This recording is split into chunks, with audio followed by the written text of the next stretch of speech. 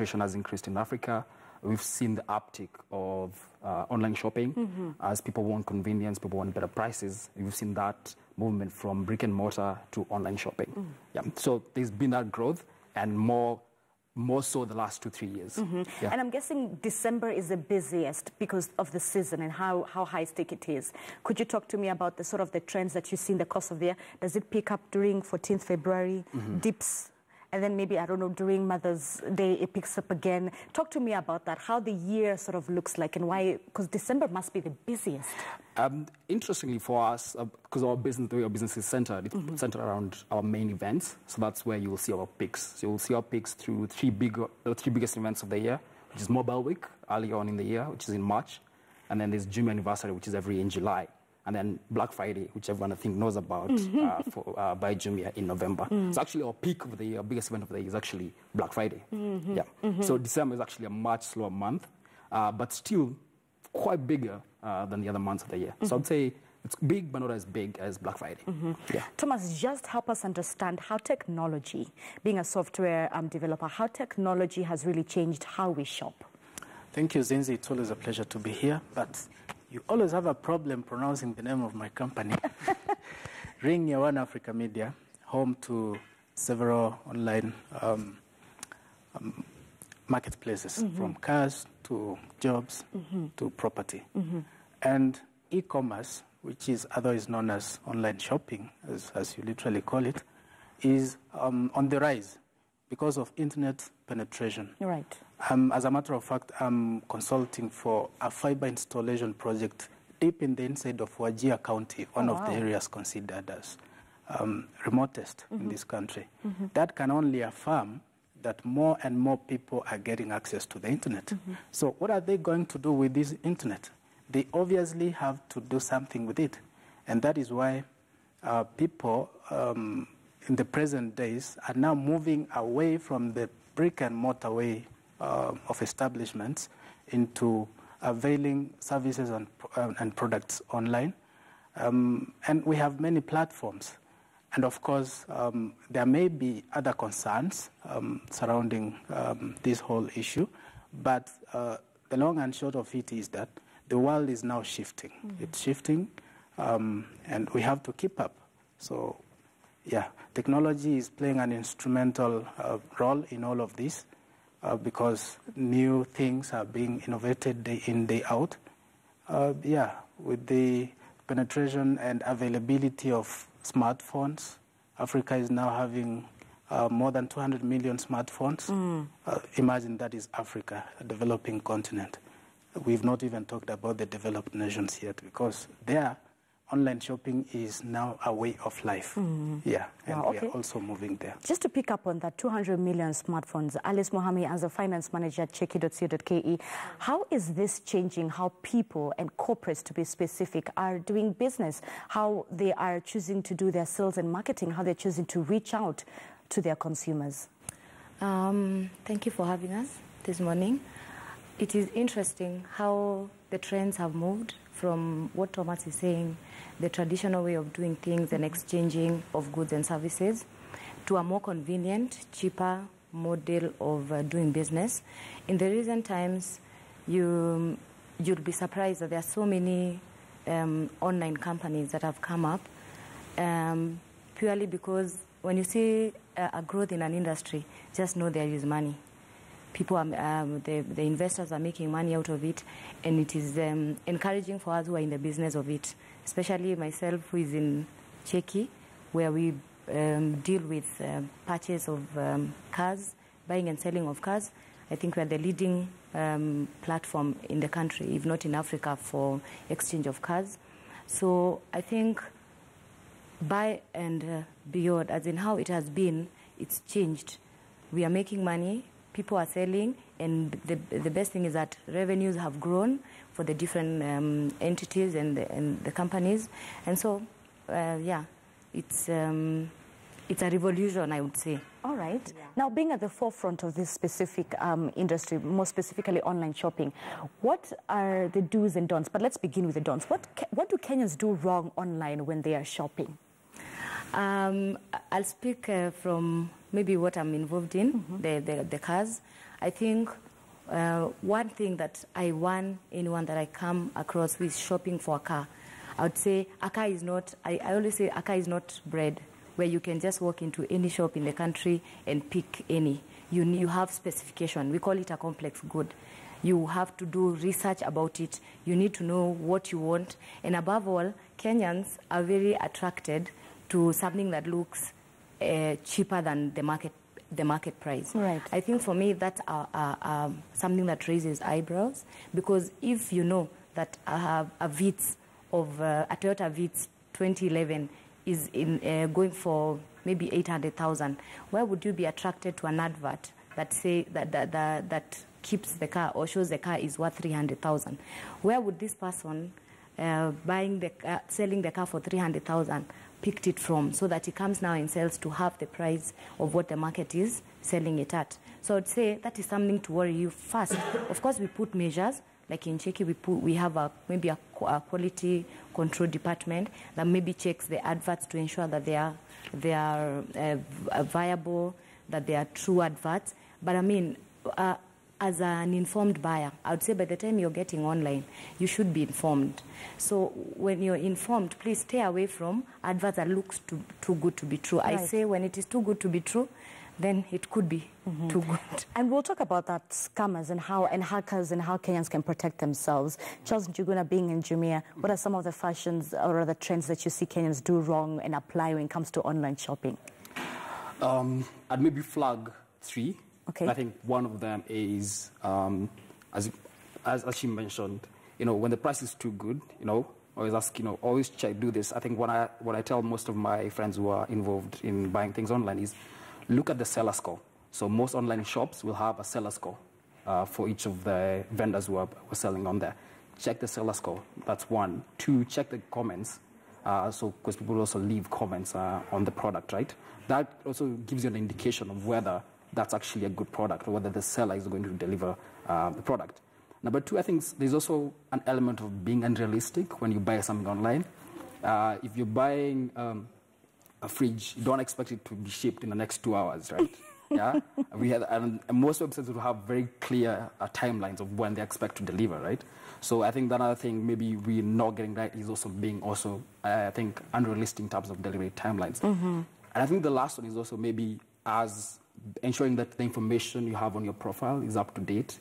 Is that the right phone number that's on there? Is that the right address? Some people move addresses and they never update them on their online profiles. So also ensuring that the information is up to date ensures that the transactions will be smooth, both on your end and also on the vendor's side. So I think those are the 3 main small things you can do to ensure that you have a smoother experience online. And for the sake of our audience, seller score is just a report card that indicates this is a genuine person and this is how they've performed so far. Yeah. All right, so Thomas Omweri, being a software engineer, perhaps what are some of the things that the likes of Cheki and Jumia and maybe someone who wants to start an online shop would perhaps do? What measures can they put up to protect themselves, but as well as their consumers? Well, I would also want to answer your question in addition to what they have said, because it's also relevant, that we need to classify this into 2. Online shopping involves both the buyer and the seller. So there are things that are relevant to the buyer, and there are those that are applicable to the seller. Now, as for the seller, you want to reach out to as many people as possible and, of course, be able to convert and sell, make more sales. So there are things you need to do to gain more prominence. You need to make your products as simple as possible so that anyone can be able to, very basic. You don't need to take people through a lot of clicks for them to reach to your product. You also need to be sure of what you are promising clients. Do not overpromise and then underdeliver. You'd rather flip it to the other side and just underpromise. And when you overdeliver at the end of the day, people will say you are a super company. And for the buyer, some of the things they've already said that you need to look out for. You need to secure yourself, because you don't just want to give yourself out to scammers out there. The issues of the price they've spoken about. If the deal is too good to be true, then we would rather think twice. And there are many safety tips. I know Cheki has got those safety tips on the blog and probably Jumia. So people need to take time and read through those safety tips. Don't just rush to see the product you want to do, and then in a minute or so you want to check out without knowing what you're engaging in. What are some of the tricks perhaps that you've seen, and this is just speaking online generally, that you've seen hackers and scammers use? Several schemes. And scamming mostly happens through nonverbal means, particularly through email and SMS. Yes, there are those that do call, but trends have it that it's mostly on email and SMS. So for either the buyer or the seller, do insist to talk to the whoever is requesting for an order or whoever is purporting to be selling this product or service, and try to have more engagement, probably not one time. You could engage them 2 or 3 times, and by which time, of course, if there is something wrong, you may have detected somewhere along the way, rather than simply making one call and pop. Of course, there are those things that require instant delivery, like food. You wouldn't order for some food today and expect it to be delivered 2 days later. But in general terms, you need to try and engage whoever is offering this service or goods as much as possible. Give yourself enough time. Do not be in any rush. I know sometimes the players in the industry want to lure the buyer with the introduction of sales, discounts, the Black Friday, which is a good thing. But that leads to impulse buying, which you quickly do like, this thing is going to pass me by, so I got to get this before it's late. And by so doing, you may land yourself in trouble. Omeri, you've read my mind. Let's talk about that impulse buying. And Alice, because you are in finance, the psychology of impulse buying and how that has perhaps shaped and worked to the advantage of online shopping. I would take it on both sides, because I think I'm on both sides of the coin. Okay. Exactly. So I'd say I like to, as a finance person, I would like to caution people against impulse buying. The excitement of just buying things that you may not necessarily need because it is Christmas. People go all out. But Cheki and Jumia make us feel like if we do not buy, we will be left behind. Of course. Now, I think our work is to give you the news, to give you the product. But at the end of the day, as a person, you need to make that informed decision because, Kenyans, we are always caught up in even using some of our maybe rent money, and comes January, you don't have maybe fee for your children and all. But the good thing about online, maybe I'd say, to work to your advantage in that regard, would be it gives you an opportunity to compare good bargains. Because if you come to a platform, for example, I want to give an example with Cheki because maybe that's what I have information on. You'd have maybe one car being sold by different dealers, like 20, 50 dealers. Different, it's one car, but different, of course, one model being sold by different dealers. What does that help you with? We don't control the pricing of the dealers, but maybe dealer, me, would put it as maybe 200,000. He will put his at 250. He'll put his at maybe at 300. Because we've given you a platform for a fair market, then I would, I'm informing you as a buyer. These are the options of the same car, make and model. Then come and choose the one that is cheaper. So... Sorry to cut you short. Yeah. Here's the caution. Yeah. Let it not be taken like we are demonizing sales or discounts or such things. Yeah. But just like even if we were in that traditional setup, sales would be there. But it's still up to you to do your budgeting and determine whether or not you can be able to afford whatever it is, even if there's a sale. You don't have to skin yourself. Even though you're feeling that you might miss out. Now, I think... of course, around Christmas time or holiday times, there are better deals.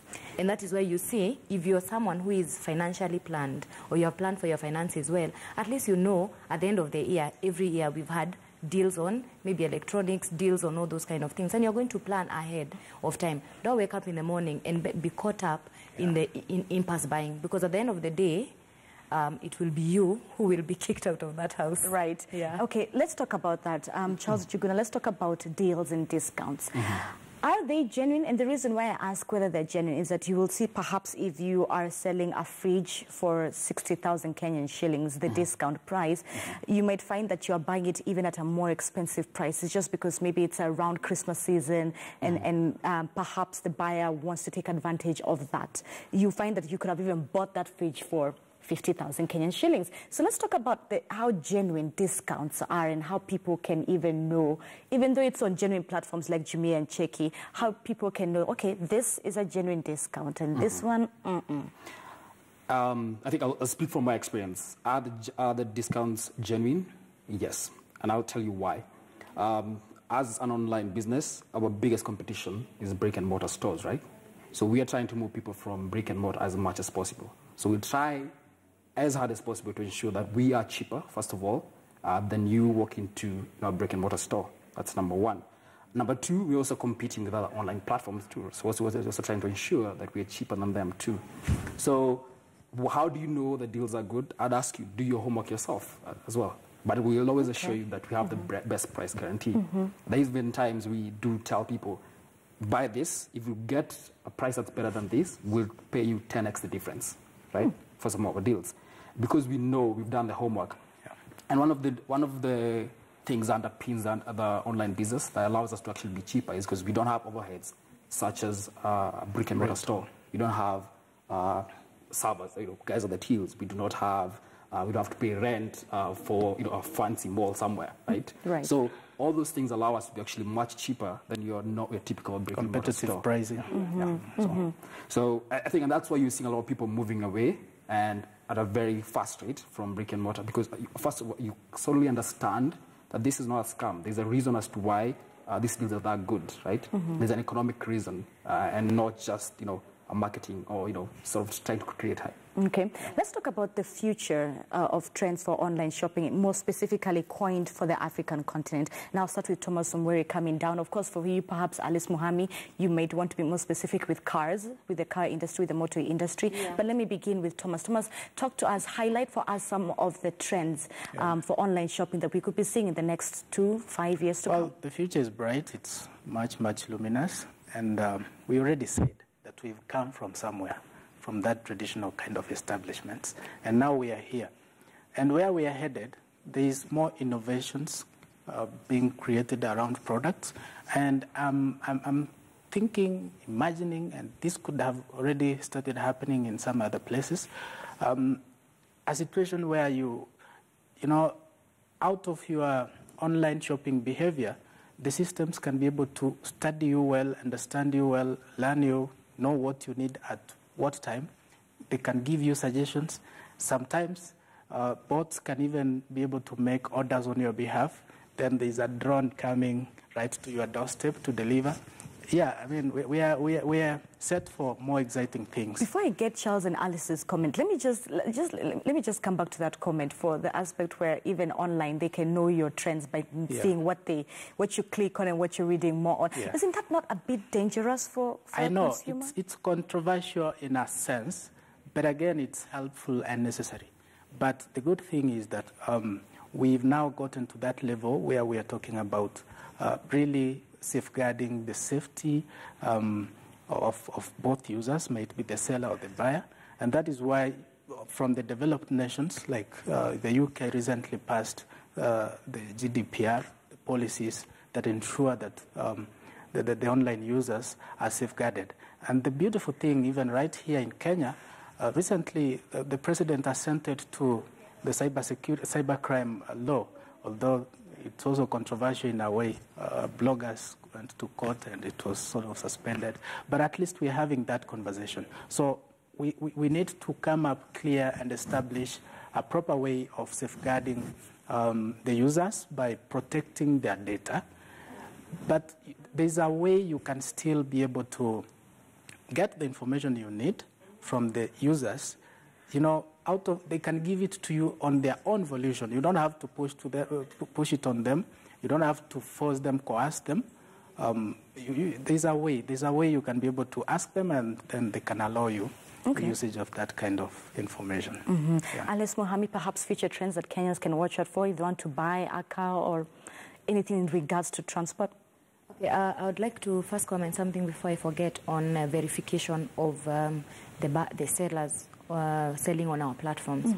It's always important. I always I would give more confidence to a buyer who has been verified by a certain maybe website to someone who has not been verified. If you come to maybe buy a car and you see a tick mark written, Chiki has verified it, at least you can hold Chiki accountable. If anything happened, you can just go back to Chiki and tell them, I bought this car from this verified person, but then, I mean, this and this happened. It has not happened. I think Chiki, we have really tried to fight with fraud because I think we never just have these fraudulent activities happening on our website. So I think when we talk about the future trends in the car marketplace, I think it's, as Thomas is saying, it's just going to be more exciting because innovations are crazy in this continent. I mean, Africa, I think, is the place to try any new product in terms of, because people are very receptive to change and they want to try new things. I saw, I think, a research done by Safaricom or one of the mobile companies talking about how innovation has even changed the way of even how a patient sees a doctor. You know, I mean, to that level, somewhere in the villages and all that. So I think it's going to be exciting for us in the cars industry. We want to be in a space where when you're selling your car, you don't have to put stickers on the back of your car and spoiling your car. You know that you're going to bring it to Cheki, and within no time, as in there are so many people who are on our website, buyers trying to look for cars, we are going to merge the two. And I think, as he's saying, our biggest competitor is not actually amongst ourselves as the online platforms. It is the brick and mortar generation. The people who think that every time I put my spoon up for sale on the website, I'm being conned, or, you know. The likes of Michael. The likes of Mike, yeah. So we have done, as in, by the time we have established ourselves, maybe for the last 8 years, we've done a lot of due diligence. We have investigated the sellers. We have their documentation. We have everything. So don't fear. As in, the future is bring your stuff on. We advertise for you. You're going to have a conversation with your buyers. You're going to get the best bargain out of it. In UK, I'm doing a research myself on the online marketplace in the country and how it's revolutionizing how we exchange our cars. And I was surprised when I came across an article in UK that an entire street has been wiped off. As in, guys have closed, like Tomboya Street has closed down because no one comes there. Everybody is in their houses with their computers trying to access the goods. So I was like, I think we need to do this research and alert the retailers out here and tell them this is the way to go. What about for people like Michael who say that at the end of the day, they want to see, they want to feel, they want to, if it's clothes, you know, you want to fit. Exactly. How then do we begin to address those challenges? I think the first thing that you're supposed to do is that as we evolve ourselves, the marketplaces, the online marketplaces, we're evolving to a place where we will not tell you that when you order something from our website, when you get to be delivered for, you have to take it. No, you still have your options as a buyer. You'll get to see, I don't like this. This is not the material I ordered. For us ladies, we have that issue. I've gone through maybe the same. You've ordered something that looks very nice online, and then when it comes to you, you're like, I don't think this is the material I wanted. Yeah. But I mean, because it is part of the research that you're doing as you're buying your product, you're not forced to buy it. Just tell them, excuse me, this is not how it looked. This is not the quality I wanted. Please, I cannot take it. Okay, so Charles, before we get to hear your thoughts on the aspect of trends, online shopping, just address that same issue. The challenges for online marketers such as Jimmy and Cheki. How do you handle old school people like Michael who really need to see and feel and touch an item? But even sometimes, we've seen that online where you buy a dress, but it doesn't look the same way it does online. True. So I think we've come up with three concepts around that to actually, sort of bring the likes of Michael into the fold. One of them is cash on delivery. Because first of all, I think they do not trust the aspect of, like, I'm giving someone my money and I haven't seen the product yet. So that's one thing we've brought on board to ensure that if you don't trust that whoever's at the other end of the line, can you trust us when you finally see the good? I think that's number one.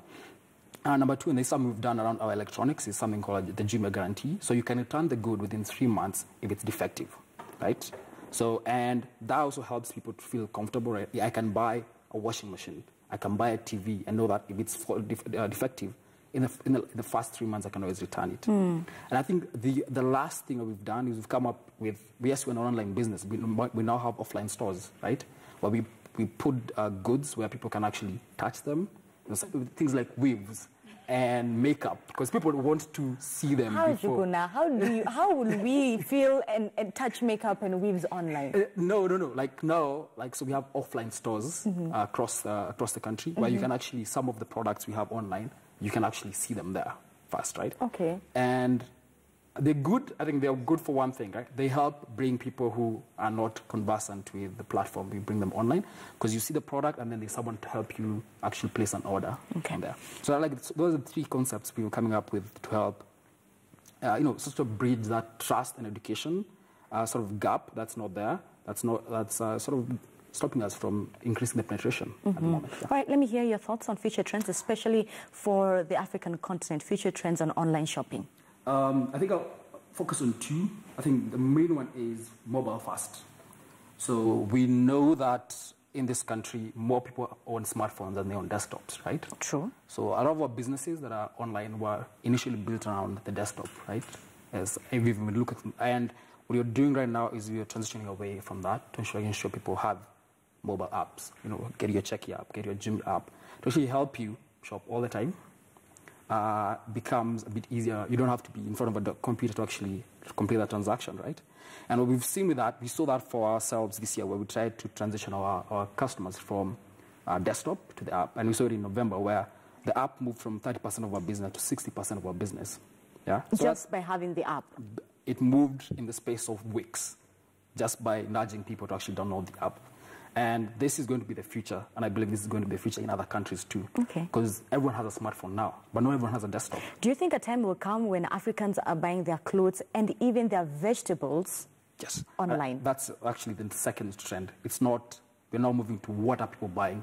We can see Africans can buy electronics, considered purchases, but can we get them to start buying your essentials, your day-to-day household goods? And we're seeing that it's going to take time, but it's going to be, I think that's going to be revolutionary. It's going to be a point where we can say online businesses have finally arrived in Africa. So then what do you say to critics who say this is going to come and replace jobs? So if I'm able to buy vegetables online, I don't need Mama Mboga. And she holds the economy. The flip side also, it creates new jobs. Okay, I'm listening. So, for example, for us, we have an entire warehouse, right? We employ people in our warehouse. We have delivery agents, border guys who drive around delivering our goods all over the country, right? We have your call center guys who ensure that when you make a delivery, they call you up and ask you, hey, is it what you ordered? That's another. And then we have also the guys the vendors who work for us. They also have their own stores and so on. So it creates a new ecosystem that's very different, right? I think it's only people who do not see the entire system who maybe will be of the opinion that jobs are being lost. But I think we are replacing jobs, essentially. That's what I think about it. Yes, Thomas. I think there's some sort of misunderstanding in this whole thing. Yes, somehow, I know you may be concerned about that, Mama Mboga, but take a case of Cheki or even Jumia. Sometimes whoever is advertising is not necessarily the one who is owning those products or services. They are simply advertising on behalf of someone else. You could be advertising on behalf of that Mama Mboga, so you are not getting her out of the way. If anything, you are promoting her business by giving her more prominence. Maybe she's focusing on the people around that estate, but with the use of that platform, she's reaching out to many more people. By the way, when it comes to online shopping, there are no boundaries. It eliminates the geographical boundaries. And then the other thing, online shopping is going forward. There's no way it's going to go back. you better play catch up if you are left behind. But I also understand the concerns of those people who are so much entangled in the traditional way of doing things. You need that touch and feel at the end of the day. That is why online shopping is in different models. It comes in different forms. There are some aspects of it that are not entirely electronic. Cheki, for instance, simply advertises cars on behalf of the seller. So it is up to you to reach out to that seller and talk, bargain all you can. All we did is avail a platform where the buyer and the seller can be able to meet. And by the way, I once imported a car from Japan, and it had all the features I needed. But when it landed here, you won't like the smell, the foul that was inside, because, let me say, well, it's a foreign used car. All right, Whoever Thomas, used it. let me cut you short because I really want to hear also Alice's thoughts. Alice, you've been nodding in agreement. Yeah. Let me just hear your thoughts on the aspect of technology replacing jobs that perhaps Cheki.co.ke and Jumia have been a pushover for. I think jobs have multiplied in reality when you bring forth the online platform. Look at it from how it was previously. When you want to buy a car, you had to travel maybe all the way from Wajir, all the way from Kisumu, come to Nairobi, and then you have some yards only located in maybe a certain street. Right? Now, we have someone seated in Kisumu, just Googling Cheki.co.ke, views all the vehicles, and comes and accesses them from here. Right. What we've seen is jobs have multiplied. The market, the car market has also multiplied. So I think it is not, it would be very uninformed to say that jobs are, it would be very informed of us to say that jobs are being replaced. He put it in a very good way. We are giving the platform for the seller and the buyer to meet. When we've given you the platform, it is that by itself has killed your business. If you were selling one car on Kiambu Road, one of our dealers maybe on Kiambu Road was selling one car, you are offline right now, you are disadvantaged because the people who are online on Cheki there's no geographical boundary, as he's saying. So you're going to sell more cars. The more cars you sell, the more sales representatives you have, the more your business and the more money you're making. So I don't think it is that. I think what we need to do is repackage ourselves, repackage the product that you have and make it available online. All right, so Charles Njuguna, I'll let you have the last say. I think I completely am aligned with what my colleagues are saying in terms of we are actually creating jobs, right? In terms of even for us, the vendors who list with us, they've seen their businesses grow. We've moved from, when we started off here, we had like 250 vendors only with like less than 100,000 listed items. Right now we are at 10,000 vendors with 4 million listed items. So you can see that there are people who are coming onto the platform, and most of them also own brick and mortar stores. So he has a shop on Luthuli where he sells phones. He also sells phones on Jumia. So you can imagine that sort of like you're able to scale the business without actually scaling your operations, right? So he's importing more, right? But at the same time, he doesn't have to grow his business. He doesn't have to invest more in marketing. We do that for him. So essentially, at the end of the day, if you're a businessman who has an offline store and you'd like to grow your reach, grow the customers you're reaching, going online is a way to go. Don't restrict yourself with thinking, this is a world I don't understand. Try it out, right? So you'll make money and you'll be back. You'll be calling me every weekend. Hey, Charles, I need really small things. All right. Yeah. Thank you so much for your time. Charles Njuguna, he is the head of growth and marketing at Jumia. Alice Mohammed, finance manager at Cheki.co.ke. On my far left, Thomas Omweri, software engineer at Ringia One Africa Media Group. Let me rope in Michael. So, Michael, it's not the end of life. You can actually get products and you can actually feel them if you want to. Actually, interestingly, as you're having the conversation, I decided to just put to the test what you all were talking about, just to see, how genuine it is. And I've just managed to check, and I have booked myself into a holiday in the Maldives.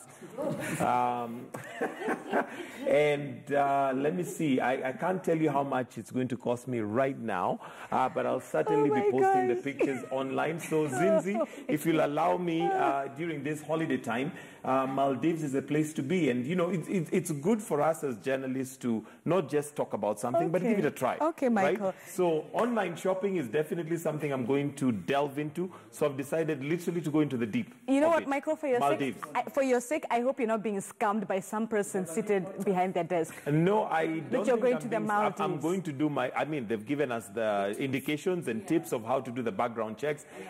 Just by virtue of the fact that this holiday is costing me less than 50,000, that is already questionable.